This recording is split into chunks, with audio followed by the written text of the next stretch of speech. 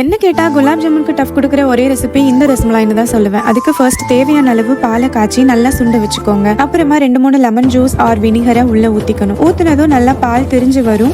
அதை ஒரு வெள்ளை துணியில் ஊற்றி வடிகட்டி நல்ல தண்ணி ஊற்றி வாஷ் பண்ணிவிட்டு கொஞ்ச நேரம் இந்த மாதிரி கட்டி ஹேங் பண்ணிடணும். அப்புறமா அந்த ஈரம் லைட்டாக இருக்கும்போதே கையால் ஒரு 10 மினிட்ஸ் நல்லா பசைஞ்சுக்கணும். அப்புறம் நல்லா உருட்டி சின்ன சின்னதாக இந்த மாதிரி ஷேப்பில் எடுத்துக்கோங்க. இப்போ சுகர் சிரப் ரெடி பண்ணிக்கலாம். 2 கப் சுகருக்கு 2 கப் தண்ணி ஊற்றி நல்லா கொதிக்க வச்சுக்கணும். இதுக்கு எந்த பதமுமே தேவையில்லை. பிசு பிசுன்னு வந்தாலே போதும். அது வந்ததுமே நம்ம உருட்டி வச்சதை உள்ளே சேர்த்து ஒரு 5 மினிட்ஸ் வேக வச்சிடணும்.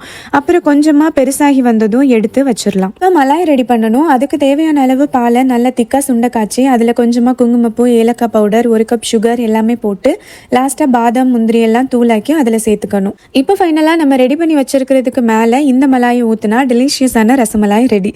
நீங்களும் ட்ரை பண்ணி பாருங்கள். இந்த வீடியோ பிடிச்சிருந்தா லைக் அண்ட் சப்ஸ்கிரைப் பண்ணுங்கள்.